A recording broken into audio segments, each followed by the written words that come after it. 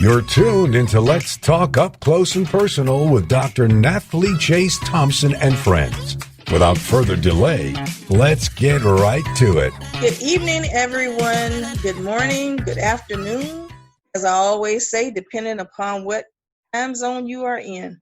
And welcome to Let's Talk Up Close and Personal. And this is Dr. Nathalie Chase Thompson. And my guest today is Lady Lykiana Watts. She is an entrepreneur. She is a film writer. She does plays. She is a very creative and witty idea kind of gal.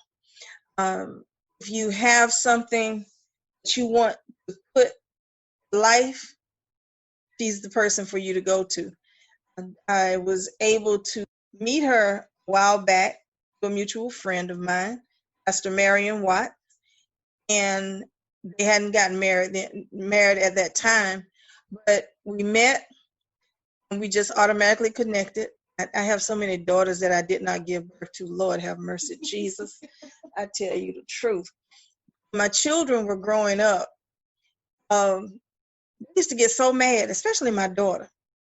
Why they gotta be here? Oh, they go home to their own mama. And I was like, oh my God. Then I had to think about it because they were always taking up their time, they were always taking up their space. Be all right, because at the end of the day, this is your house. But I understand. The funny thing about it, the very one that was complaining, now she always had people at her house. So hush. Exactly. Okay, so that was a sidebar, like I said. I shared my first book with her, and now I live my story, my truth. And I remember she had just started reading it, and she called me or texted me something, and she was like, "We're gonna do a play. I'm gonna put this book to a play. We're gonna be doing that as well." So, with all that being said, people, I want to introduce to you Lady Lykiana Watts. How are you? Wonderful. Wonderful. Yes. Yes. Yes. Yes. So how is married life treating you? It's real. It's real? It's real. I was a widow for like some years before I met Marion. Okay. And so I kind of got out of the habit of wifing. I understand. And it's been, let me just say this, it's easy to please. So that's what makes it easy. Yeah.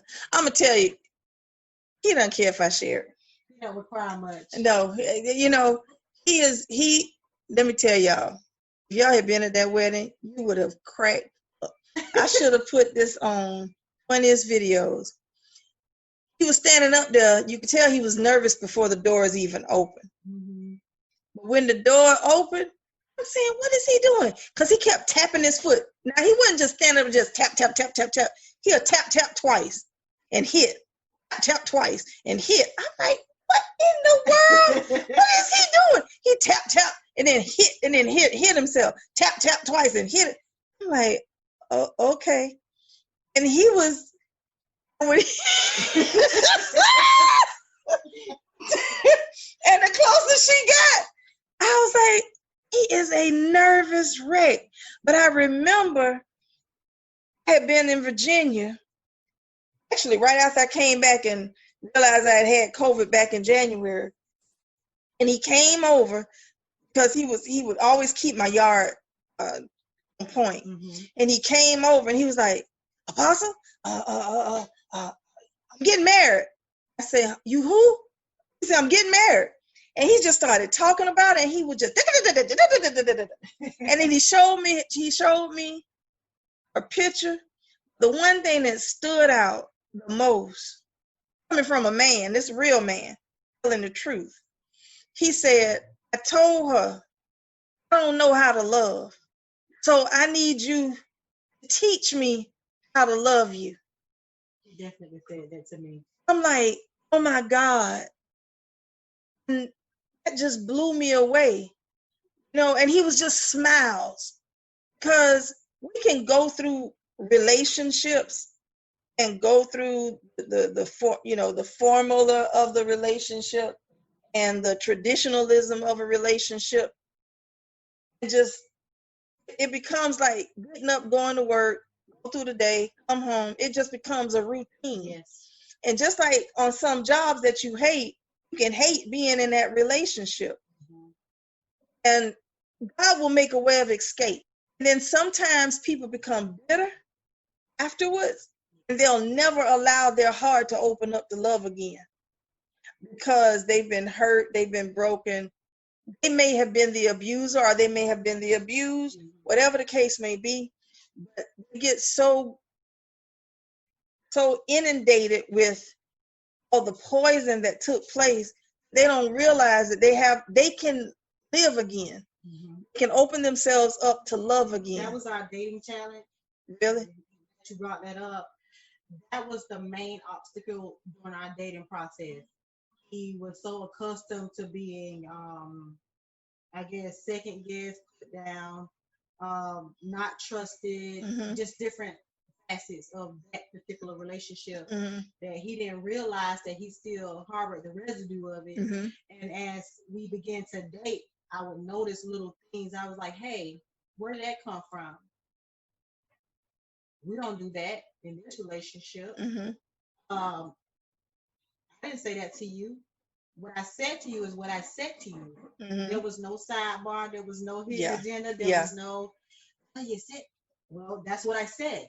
That's exactly what I meant, what I said. And it took him a while, like some months, to even get to the point to where he just trusted that whatever I was saying to him is exactly what I meant. I didn't have a hidden agenda. I wasn't trying to set him up. I wasn't trying to make him twist tongue tied, however you want to put it. And then he would do things like, you do not have to call me and let me know everywhere you are. Like, if I'm going to be with you, I'm going to trust you until I can't. So he had to get accustomed to that. He had to get accustomed to affection. Oh, yes, we talked about that. I am very, I'm a touchy person. I haven't always been that way, but I am. And so I'm me and you talking, I might be, girl, I'm going to hug you. I'm going to grab your hand. I'm going to do something to you. He had to get accustomed to that, and he found out that was something he always desired. He always wanted that. He's a hopeless romantic anyways. Just didn't know how to be free with it. He didn't know how to receive it from someone else, and he didn't know how to feel free to be who he was without being made to feel weak or emasculated, And that's why he's always like, I've never been treated like this before. And he did that is exactly, he's like, I've never been like this before. He's like, Apostle, I need you, and he talks so fast, Apostle, I need you to explain something to me, because I don't understand it. I don't get it. She said, when she see me, hey, baby, how your day was? Is it anything you need? What would you like to eat? He's like, man, he was like, I was getting on my nerves. He said, but then I realized, you need to stop. I said, I'm glad you said it before I had a chance. I said, you do. He's like, but I'm not accustomed to that. I said, so you going to penalize her because you're not accustomed to that? I said, let me tell you what that is. You're not accustomed to being respected. You're not accustomed to being loved. Like you deserve to be loved. You've been out working all day long. And if it's anything like you doing before, you leave early in the morning, and you might not get home until late that night. So how was your day? What you want, she may have called you during the day and said, babe, what would you like to eat today? Make sure it's done when you get, when you get to the house or whatever. And I'm like, dude, tell God thank you. I can tell you, the first time I brought him lunch at work, I promise you, I think he about started shouting right.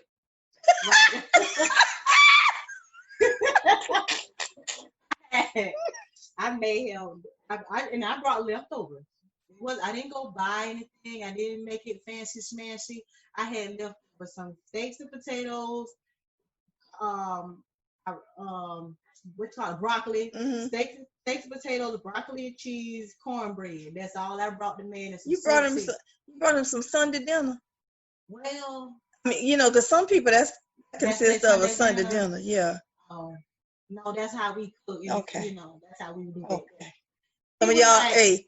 Some of y'all women, y'all need to take some notes here. I'm just saying. One thing you don't do, if you are intending on being with a man, long-term marriage, whatever, you don't leave him in need. Exactly.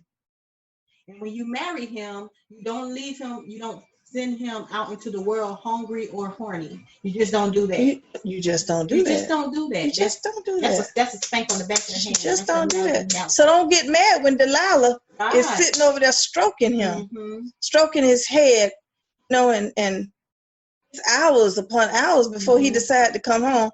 Guess what? The door can swing both ways. He can. The door can swing both ways. Oh my God. What he showed me was that because of his stature and the way he is and how brawn, like people think he's just this type of person, and he's not. He's just a big teddy bear. Yeah. He means what he means and he says what he says. That's him. Like, he's straight up and down with it. But at the end of the day, he's just my hunker burning love. That's all he is. She said Elvis Presley, hunker burning love. Like, how you just get your honey bun, all of it. That's my honey bun. He liked it. I wish y'all could see her facial expression. Because she's so nutty. But I wish you could see. That's probably what he be laughing at all the time. My face. Oh, okay.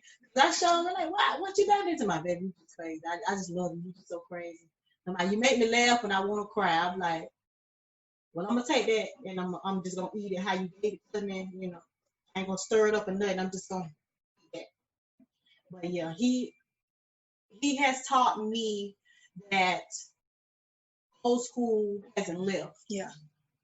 The way I was raised, or I saw the women around me, they catered to their husbands. They made sure he was straight when he came home. The children were kept. Even if we had to go and wash some white folk clothes, or if we had to sew this or do some hair, whatever we had to do to help him make ends meet. Old school is not dead. And it took me a while as well, especially in our dating process, to trust that after my husband that passed away, here comes someone else that's going to have me and my children's best interest. Because here I am, this great entrepreneur lady. I got it going on by myself. Yeah. Ain't thinking about no man. Yeah. Looking for no man, just doing me. Yeah. All of a sudden, here comes this beautiful person that I don't even have a clue who he is. And we doing our life together. Yeah. And we had some stuff to work through in the process of it. We had to get past the trust issues. We had to get past the finances. We had to get past the blended family. Yes. Because all family, just because they have your blood or your name, don't make family. No, it doesn't. So it's like we had to go through all that stuff. And in the middle of all that, find a way to mend it with each other. That's it. To bind it with each other. To keep it with each other. That's it. And we mastered that to a point to where it's scary. Sometimes I don't even know if, am I supposed to be trusting this person this much? Am I supposed to be allowing him to trust me this much? But if you got the love of God in you, or if you got God in you, real God, you're going to love someone genuinely. You're going to treat them like you want to be treated. You're going to look past their faults and see their needs. I promise you, some days I be want to slap that brother light skin. I ain't lying. Hello. With some of the stuff come out his mouth, but that's just being with a man. Yes. Every day he ain't going to be like honey pie sugar bunch. He ain't going to be like that. Yes. And I had to, coming out of my independence, I had to accept that. I'm like, well, I'm going to let you have that one, but tomorrow is my day. Yeah. Play with it. Yes. Yes. And the Lord had to even deal with me about that. Yeah. I can't retaliate on my husband. If I retaliate on my husband, I'll retaliate on myself. Say that again, please. If I retaliate on my husband, then I'm retaliating on myself. If the husband retaliate on his wife, he retaliate on himself too, and vice versa. Yes, that door swings both ways. That is so true. You know, my parents and I, my husband and I, we have an open book relationship, an open book marriage. And when when we're talking and sharing or what have you, or I catch him on one of the days that I'll bring him on, get on one of the services or one of the forums or what have you. People look at us like, did she just say that? Yeah, I said it because it's the truth. My walk with God and his, as he said, depending on what day it is, walk with God, two totally different walks. I eat, sleep, and breathe God, Jesus, the Father, and Holy Spirit. That's my life. That's my lifeline. Parents will tell you, it depends on what day it is, whether I even want to have anything to do with Jesus. I want to have anything to do with God. Realizing, do you know what you're saying? And he's like, yeah, I know. And he means exactly, yeah, I know. He said, exactly yeah. He said we have an ongoing argument on a regular basis. I said, and I want to know who winning. He said, yeah. I'm like, yeah, exactly, because you're not winning it, are you? But you're gonna keep doing it. But to each his own. I said all that to say this. I think about how there were times that he would come up at me and verbally call himself ripping me to shreds. And I would stand there trying to keep from laughing in his face, first of all, knowing that if I laugh out loud, God gonna get me, because all I'm gonna do is provoke him. Yeah, you're gonna make him. Yeah. Or I could just stand there and say, I strongly advise you to hush. I really need you to understand. I need you to be quiet. But pastor, apostle, prophet, God gonna do something to me because of you? That's all right. I said, all right. I said, you already know. And I remember one night, and he shared about this when we were doing Where Are the Men?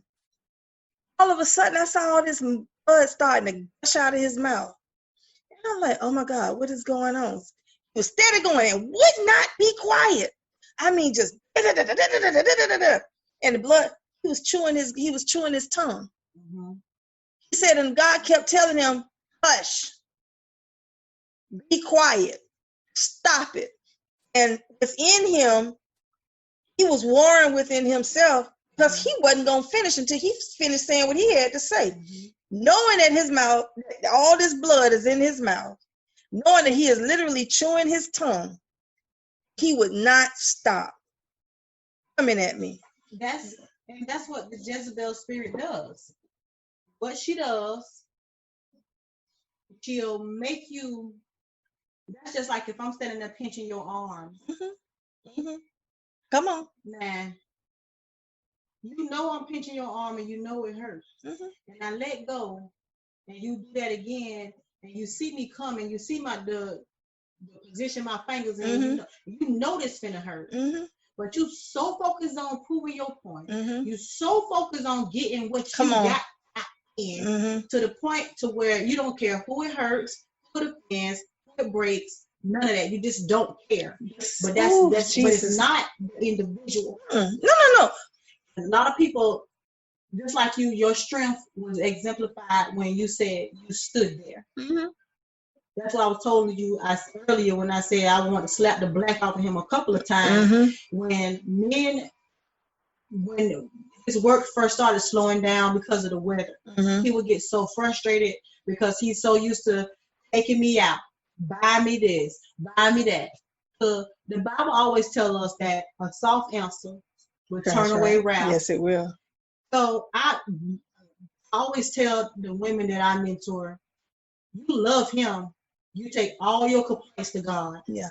Because if you feed into what he say, you're not gonna have a marriage, you're not gonna have a relationship, you're not gonna have a man, you're not gonna have None of that goes along with that, the good or the bad.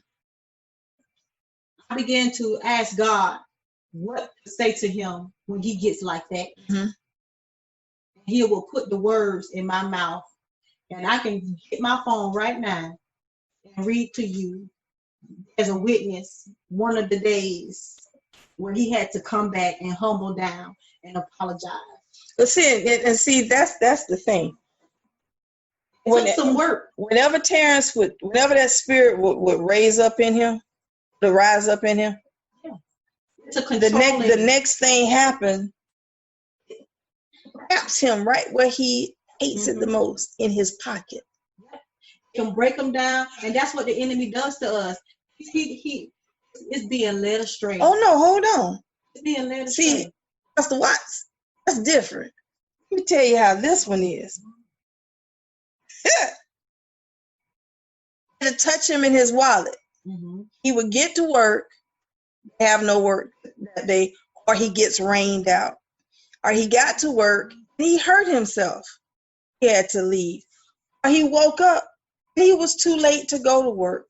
Or something would happen to his eyes. Or, let's go one step further. He's thinking that it's been 2 days, and it's only been about 6 hours, and he's about to overdose.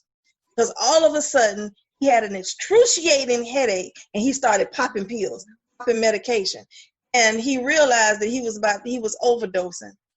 And the Holy Spirit said, don't move. He said, I got this. He said, don't move. Don't even entertain it. I was like, okay.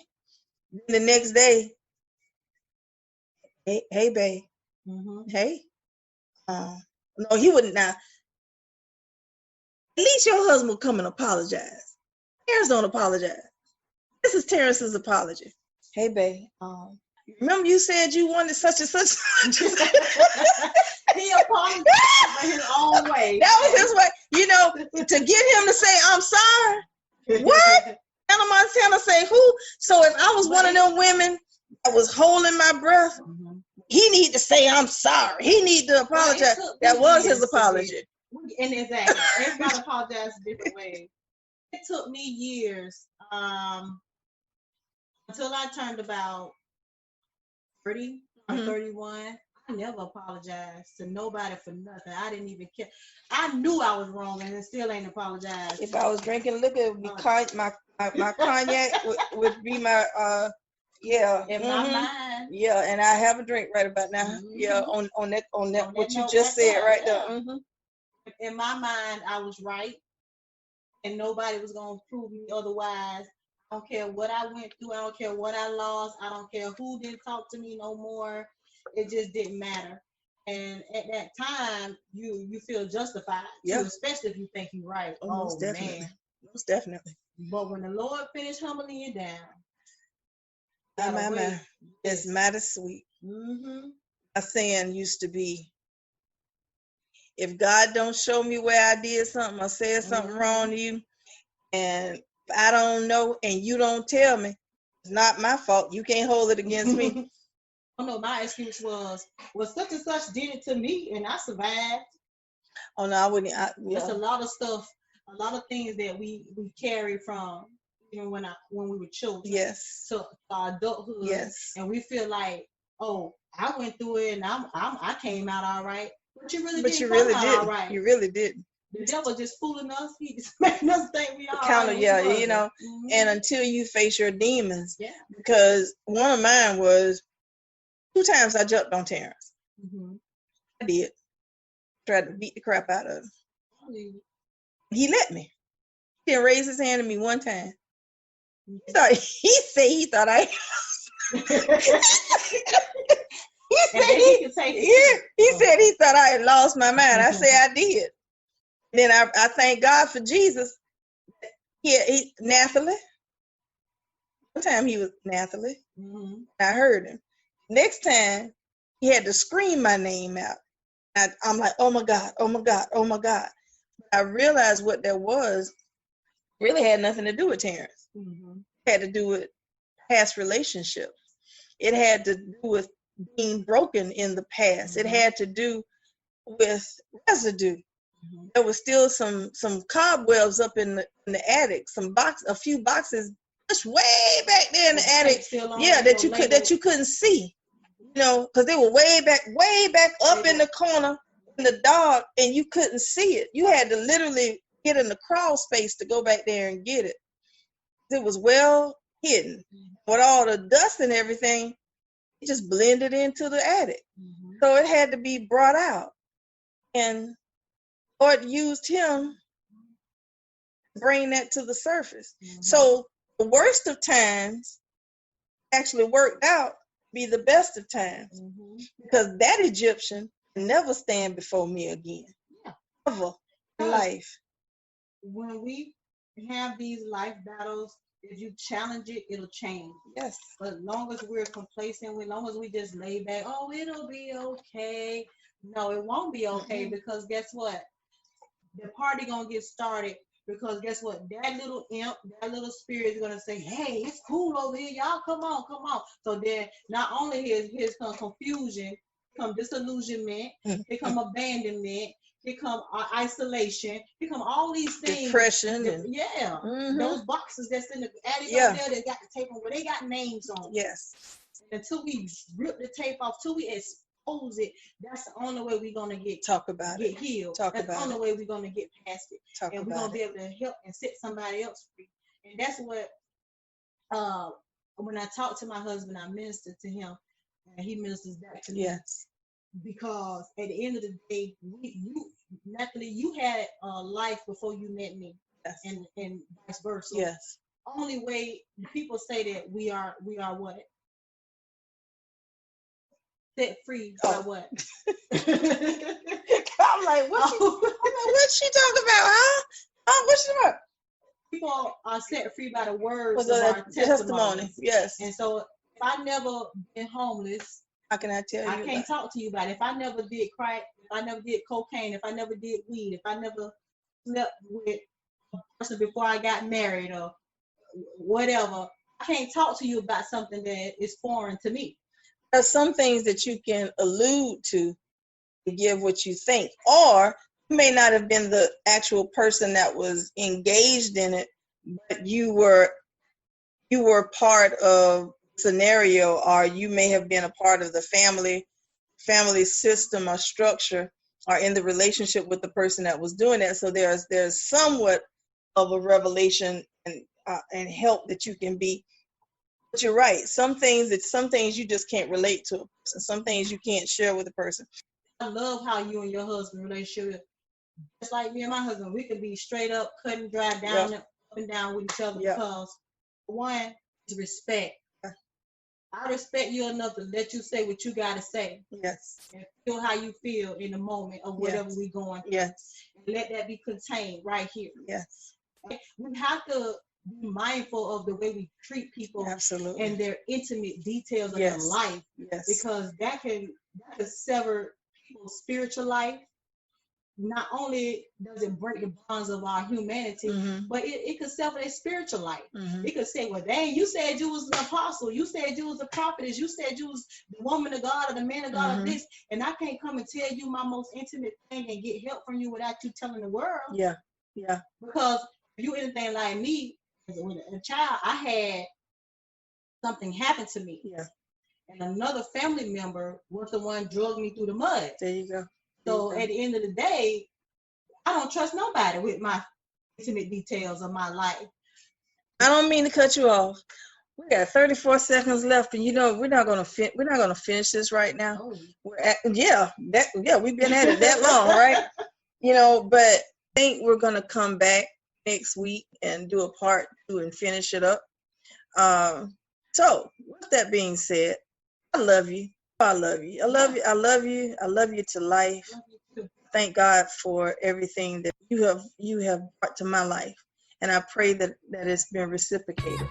Thank you for tuning in to Let's Talk Up Close and Personal with Dr. Nathalie Chase Thompson and friends. Be sure to tune in next week right here on Praise 107.9 for more raw, uncut, and to-the-point conversation. To contact Dr. Thompson, please visit ltucnp.com or call 904-418-8611.